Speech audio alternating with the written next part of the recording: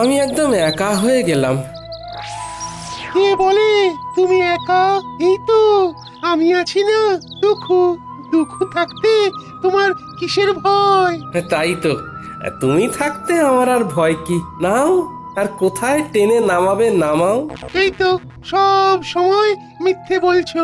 আমি শুধু তোমাকে টেনে নামাচ্ছি। হ্যাঁ, কাজের খবর দিচ্ছি না। ওই তো কাজের খবর আসছে। ওই বটা আর ঘটা তোমাকে কাজ দেবে। কি গোপাল? তুই আমার নাম ধরে ডাকছিস? নাম ধরে ডাকছে বলে কি এমন মহাভারত অশুদ্ধ হচ্ছে শুনি? হ্যাঁ, শোনো, সেই দিন গেছে। হ্যাঁ, আর তুমি এখন একটা সাধারণ লোক। তোমার সম্মান, প্রতিপত্তি সব চলে গেছে, দয়ায় বেঁচে আছো। একটা কাজ করবে, আমাদের বাড়ির চারপাশটায় কাল ভালো করে জঙ্গল সাফ করে দিলে দুটো মোহর পাবে। বলো করবে কিনা বলো? বলে দাও করবে। করব। তাহলে কাল সকালে ভোর ভোর চলে এসো, খাবার নিয়ে আসবে।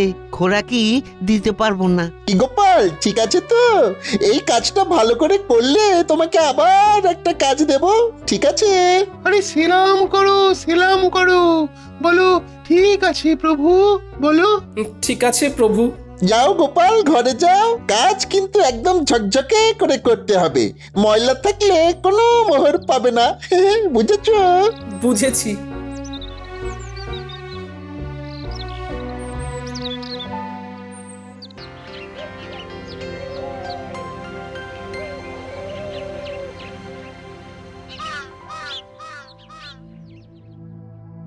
আজ দুদিন ধরে কিছু খাইনি মহারাজ, কিছু সাহায্য করুন। এটা কি করে সম্ভব গোপাল? তুমি তো কম রোজগার করনি, কোথায় গেল সেই সব অর্থ? বিশ্বাস করুন মহারাজ, কিভাবে যেন সব অর্থ আমার কাছ থেকে চলে গেল। ও গোপালকে এই অবস্থায় যে দেখবো সেটা ভাবতেও পারিনি। ইস, আমার কতদিনের মনোবাসনা আজ পূর্ণ হচ্ছে। বাবারি, ভাবা যায়? তোমার অর্থ তুমি বাজে খরচ করেছো, আর কে করবে? আমি চাইছি না মহারাজ, কিন্তু তবুও খরচ হয়ে যাচ্ছে। এটা কি সম্ভব গোপাল? তুমি চাইছো না অথচ তোমার জমানো অর্থ তোমার হাত দিয়ে খরচ হয়ে যাচ্ছে। এইরকম নির্ভেজাল গাল গল্প দেয়া কবে থেকে শিখলে গোপাল? ফাড়ামো বাদ দিয়ে এখন থেকে ফাজলামো শিখেছো? বাবা বাবা বাবা! গোপাল কোনো বিপদের মধ্যে পড়েছে, নইলে গোপাল তো মিতব্যয়ী, কোনো বাজে খরচ করে না। মহারাজ, আমি আপনাকে গোপালের পেছনে আর কোনো অর্থ ব্যয় করতে করজোরে নিষেধ করছি। আমারও তাই মত। মহারাজ, দয়া করে আপনি আর একটি মোহরও দেবেন না। আমারও তাই মত। গোপালকে আর কোনো অর্থ দেওয়া মানে ফসে ঘি ঢালা। কি হে বিজ্ঞানী, তোমার কি মত? আমার একটাই কথা বলার আছে মহারাজ, গোপাল তো মিতব্যয়ী, ও কোনো বাজে খরচ করে না। তাহলে আজ গোপালের এই অবস্থা কেন? গোপালের জীবনে কি এমন ঘটনা ঘটলো যাতে গোপাল এই অবস্থায় নেমে এলো? মতিভ্রম বলে একটা কথা আছে, জানো তো বিজ্ঞানী? দূর করে দিন মহারাজ, দূর করে দিন। যাও গোপাল যাও, তুমি বরং বাড়ি যাও, আবার তোমার পুরনো ব্যবসা নিয়ে হাটে মাঠে বসো। আমি আর তোমাকে কোনো সাহায্য করতে পারবো না। যাও, আর দাঁড়িয়ে থেকো না। তাহলে আপনি আর সাহায্য করবেন না? না গোপাল, আমার সব সভাসদেরাই তোমাকে সাহায্য করার বিরুদ্ধে। আমি তাদের বিরুদ্ধে গিয়ে তোমাকে তো সাহায্য করতে পারবো না। আপদ গেল।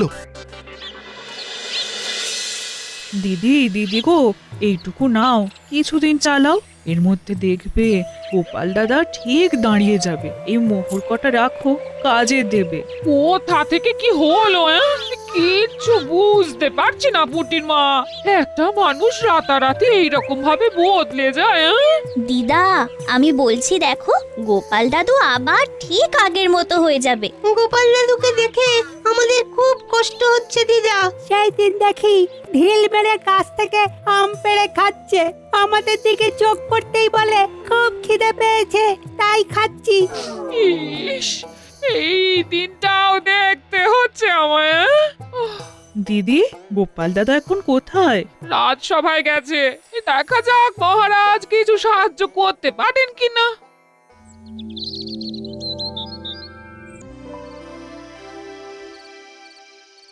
মহারাজ এ কি শুনছি?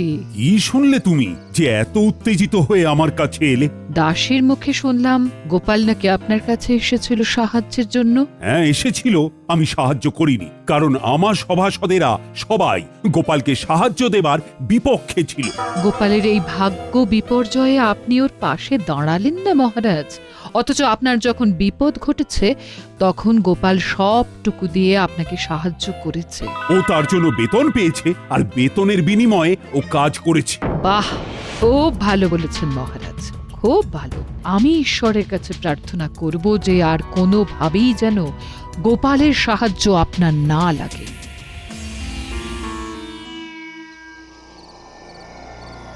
এতদিনে একটা ঠিকঠাক কাজ হয়েছে। ওহ, তোমার তুলনা নেই রাজ্যতীষী, তোমার তুলনা নেই। জ্যোতিষ মতে গোপালের এখন 7.5 চলছে, মানে কায়দা করে ওর জীবনে দুঃখটাকে এনে দিতে হবে। এ এখন লম্বা চলবে, লম্বা চলবে। কৃষ্ণনগরে গোপালের সম্মান নষ্ট হবে। কতজন কত চেষ্টা করেছে, কিন্তু তুমি যা করেছো তা আমি কোনোদিনও ভুলবো না। এবার আপনি আমাকে দেখবেন, আমি আপনাকে দেখেছি। গোপালকে চিরকালের মতো সরিয়ে দিয়েছি। এবার মহারাজ একা হয়ে গেছে, তখন গোপাল ছিল, এখন গোপাল নেই। এখন দুহাতে লুটে পুটে খাবো, কেউ বলার নেই। চলো বাজারে যাই, মোহর দ্বিগুণ করে আসি। বাজারে এত রাতে? আরে রাতের বাজারই তো আসল বাজার। চলো একটা মোহর নিয়ে চলো। বাজারে আবার এসব হয় নাকি? আরে বাজারে একটা জায়গা আছে, সেখানে একটা কল আছে। একটা মোহর দিলে তোমার ভাগ্যে যদি থাকে তাহলে ওই একটা মোহর থেকে 500 মোহর হাতে চলে আসবে। এই একটা কল, নাম হলো গেঁড়া কল। সত্যি বলছো? আমি তোমাকে কেন মিথ্যে বলবো বলো? হ্যাঁ, কিন্তু আমার কাছে তো কিছু নেই গো দুঃখু। চলো চলো হেসেলে চলো। তোমার গিন্নি কয়েকটা মোহর পেয়েছে, ওই পুটির মা দিয়ে গেছে। তোমার গিন্নি এখন নেই, এই সুযোগ। চলো মোহরগুলো নিয়ে নাও, তোমাকে ধনী মানুষ হতে হবে। বলছো? তাহলে চলো। কোথায় রেখেছে? কুলুঙ্গিতে একটা ঘটির মধ্যে রাখা আছে।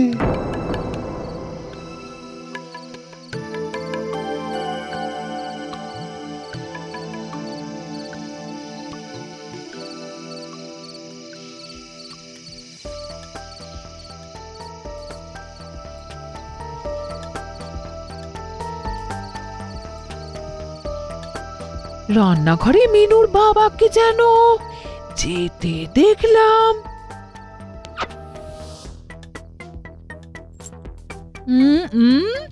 দেখি তো এখন রান্নাঘরে গিয়ে কি করছে। দেখি হ্যাঁ, বলি হচ্ছেটা কি? আমার ঘরে শীত কাটছো? আমি যেটা বলছি সেইটা বলো। তুমি না আমার অর্ধাঙ্গিনী, তুমি তো আমার অর্ধেকটা। তুমি না আমার অর্ধাঙ্গিনী, তুমি তো অর্ধেকটা গো।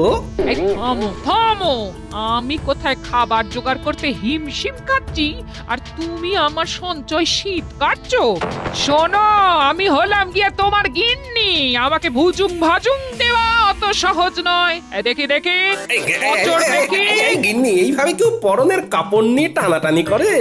আমি তো বিকচ্ছ হয়ে যাব, আমার কাছা খুলে যাবে গিন্নি। আমার চোখকে ফাঁকি দেওয়া? ওরে বাবা, কি দজ্জাল গিন্নি গো তোমার। হ্যাঁ, ট্যাঙ্ক থেকে ঠিক বার করে নিল। দুঃখু, আমি কি বলেছিলাম? এখান থেকে চলো এখন। হ্যাঁ হ্যাঁ হ্যাঁ, চলো চলো। আমার এই সব একদম ভালো লাগে না। চলো চলো বাইরে চলো। বলি কোথায় যাওয়া হচ্ছে শুনি? বলো যেদিকে দু চোখ যায়। যেদিকে দু চোখ যায়? চলো, ছোট ছোট ছোট ছোট। এই শোনো বলছি। যা, এই চলে গেল। এ আমার কি সর্বনাশ হলো। কি হলো গোপাল বউ? গোপাল এরকম ঊর্ধ্বশ্বাসে ছুটে কোথায় গেল? আমার কপাল পুড়েছে, কি যে হলো বুঝতে পারছি না।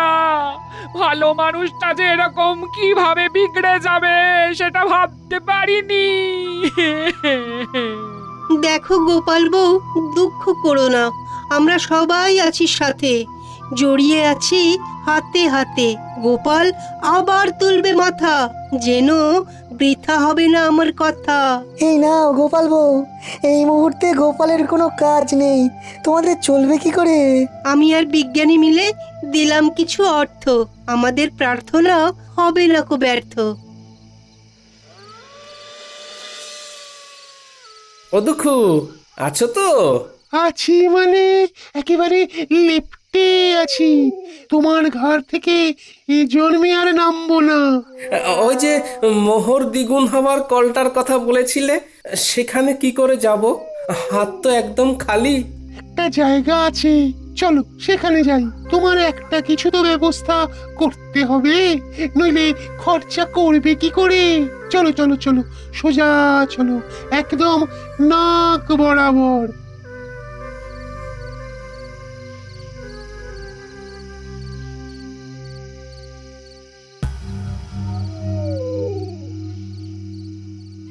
কি হলো? তখন থেকে দেখছি নিজে নিজে ফিক ফিক করে হাসছো। কি হয়েছে? কি হয়েছে? এতদিনে শিখে ছিঁড়েছে। গোপাল বিদায় হয়েছে চিরতরে। এই গোপাল চিরতরে বিদায়? কি করে কি করে? কালো জাদু জানো? জাদু? জাদু আবার সাদা কালো হয় নাকি? কথাটা আবার পাঁচকান করো না। একটা পাতি লেবুর মধ্যে মন্ত্র পড়ে দুঃখকে জাদুর সাহায্যে ঢুকিয়ে রেখেছিল আমাদের রাজ্যতীষী। তারপর তারপর হ্যাঁ, তারপর সেই দিন রাতে আমি আর রাজ্যতীষী ওই লেবুটাকে নিয়ে গেলাম বটা ঘটার কাছে। ঘটার বটা, এই লেবুটা গোপালের বাড়ির দোরগোড়ায় রেখে দাও। গোপালের পায়ের চাপে যেই লেবুটা ফাটবে, অমনি ওই লেবু থেকে দুঃখ গিয়ে গোপালের ঘাড়ে চাপবে। ব্যাস, গোপাল দুঃখের কোপে পড়ে সবকিছু হারাবে। 1 মাসের মধ্যে গোপাল একেবারে পথের ভিখারি হয়ে যাবে। এসব সত্যি ঘটবে তো, না আগের মতো সব ভুলভাল হবে? আমার কালো জাদুবিদ্যাকে অবিশ্বাস করো না, কাজটা করেই দেখো না, মজা পাবে। রাজকর্মচারী যদি হতে চাস তাহলে আমরা যেভাবে বলছি সেইভাবে কাজ কর। ঠিক আছে, দিন। এবার চলো, আজ রাতের মধ্যেই এটা করতে হবে। খুব ভালো সময়, আজকের পরে আবার 6 মাস পরে এই তিথি আসবে, সুতরাং বুঝতেই পারছো। পাচ্ছি। তাহলে এক্ষুনি চল, আমাদের চোখের সামনেই ঘটনাটা ঘটুক। চলুন তাহলে। তারপর হ্যাঁ, তারপর সেই অমাবস্যার রাতে আমরা 4 জন গোপালের বাড়ির কাছে এসে দাঁড়ালাম। ঠিক এই জায়গাটাতেই লেবুটা রাখো। হ্যাঁ, এখানে এখানে। সেটা না হয় রাখলাম। গোপাল দাদা না এলে তো হবে না। আরে আমরা এসেছি কি করতে? ওকে দেখে বাইরে বার করব, তোমরা দেখে যাও খালি খেলাটা। তোরা তোদের কাজটা কর, নে নে রেখে আয়। রেখে এসে লুকিয়ে পড়ো। মন্ত্রীমশাই আপনিও লুকিয়ে পড়ুন। আর হ্যাঁ বটা, লম্ফটা আমার হাতে দিয়ে যা। এইখানে লেবুটা রাখলাম। গোপাল, ও গোপাল, একটু বাইরে এসো না। কে? আরে আমি রাজ্যতীষী। তোমার সাথে একটা খুব জরুরি প্রয়োজন আছে, একবার বাইরে এসো না গোপাল। ও বাবা, এত রাতে রাজ্যতীষী? আসছি।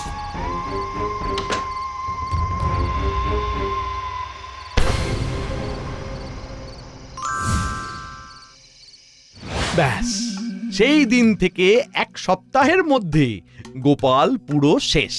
আর গোপালের শেষ মানে আমার শুরু। এবার দেখো কিভাবে আমার সঞ্চয় বৃদ্ধি করব। প্রথমেই তোমাকে 7 নলি একটা হার দেব, বুঝেছো? সত্যি বলছো? সত্যি সত্যি সত্যি, এই 3 সত্যি।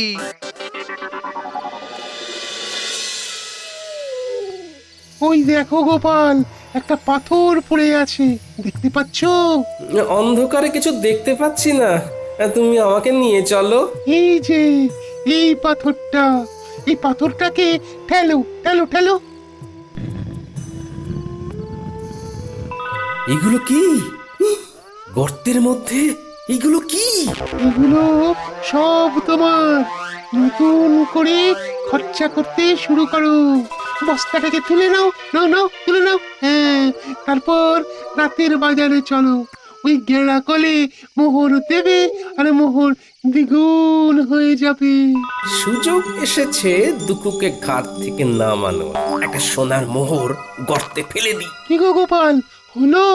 এই রে দুঃখু ভাই, বস্তা থেকে একটা সোনার মোহর গর্তের মধ্যে পড়ে গেল। দুঃখু ভাই, গর্তের মধ্য থেকে সোনার মোহরটা তুলে দেবে? এ বাবা, ভালো করে ধরতেও পারো না। দাঁড়াও দাঁড়াও, দেখছি। উহ, কি শান্তি! অবশেষে দুঃখু নামলো ঘাট থেকে। এবার শান্তি শান্তি, মহা শান্তি।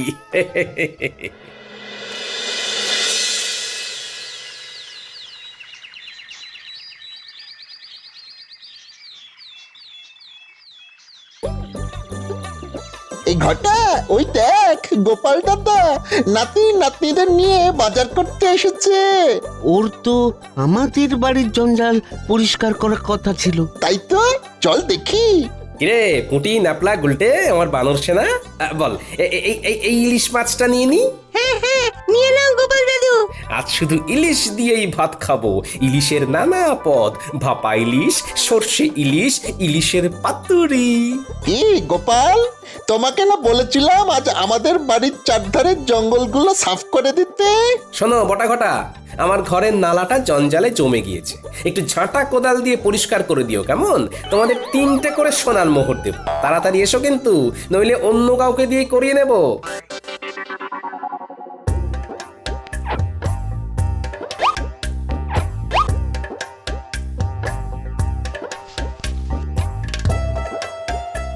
চল রে মানুষ না, আরো কত কি কেনার আছে। চল চল চল চল চল মন্ত্রী মশাইকে খবর দিয়ে আসি।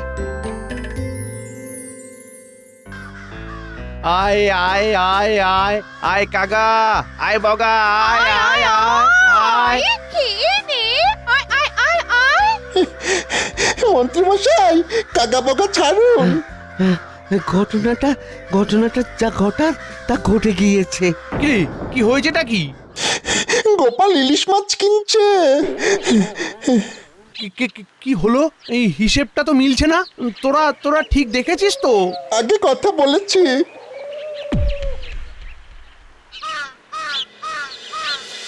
এই তো, আবার তোমাকে নিজের জায়গায় দেখতে পেয়ে খুব ভালো লাগছে। তা কি হয়েছিল গোপাল? বুদ্ধিতে এর কোনো ব্যাখ্যা নেই বিজ্ঞানী। একদিন রাতে রাজজ্যোতিষীর গলার আওয়াজ শুনে ঘুম থেকে উঠে বাইরে বেরোতেই পায়ের নিচে একটা লেবু পড়ে গেল, আর সাথে সাথে আমার ঘাড়ে একটা ভারী কি যেন একটা এসে বসে পড়লো। তারপর আর কিচ্ছু জানি না, বুঝলে? এখন কেমন লাগছে ঘর? হালকা ফাঁকা, নাইকো ভার। আরে কাল রাতে ঘাট থেকে দুঃখুকে নামিয়ে দিলাম, ব্যাস। বিষয়টা একটু খুলে বলো তো গোপাল। বলছি।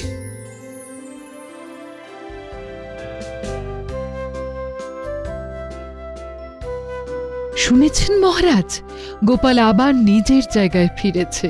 আমি গোপালের বাড়ি যাচ্ছি, আপনিও আসুন। দাঁড়াও দাঁড়াও দাঁড়াও, সকাল থেকে আমিও শুনছি। ব্যাপারটা কি জানতে হবে। চলো চলো, তোমার সাথে আমিও যাব। গোপালের কেনই বা ভাগ্য বিপর্যয় হলো, আর কি করেই বা সেখান থেকে সে বেরিয়ে এলো, এটা জানাটা খুব দরকার। চলুন।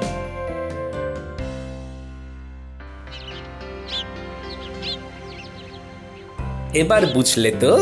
দেখো, এইসব আমার বিশ্বাস হয় না, তবুও বলছি এর মধ্যে রাজজ্যোতিষীর সাথে মন্ত্রী মশাইও আছেন। বাবা বাবা বাবা, তোমাকে দেখে কি ভালোই যে লাগছে। ফিরে এসেছো? গেলাম আর কোথায় যে ফিরে আসবো। কাঁধের ভারটাকে শুধু নামিয়ে দিলাম, ব্যাস, হালকা হলাম। কাঁধের ভার?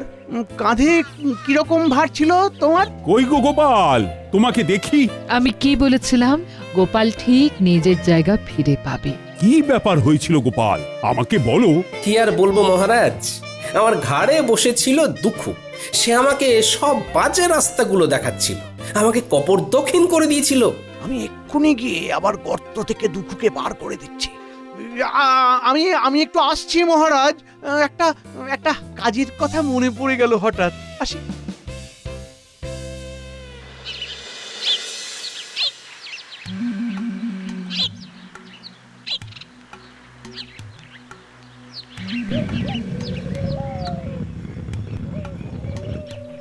তুমি কে গো? আমি এই রাজ্যের মন্ত্রী দুঃখু, আমার ভাই। যাও যাও, আবার গিয়ে গোপালের ঘাড়ে চাপো, ওকে আবার সর্বশ্রান্ত করে দাও। তুমি ওকে এত উপকার করলে, ও তোমার ক্ষতি করলো দুঃখু। না, গোপালের কাছে আর যাব না, ও বড় ভয়ঙ্কর। তার চেয়ে তুমি বরং খুব ভালো। তুমি আমাকে মুক্ত করেছো, যে মুক্তি দেয় তাকে কি ছেড়ে যেতে হয়?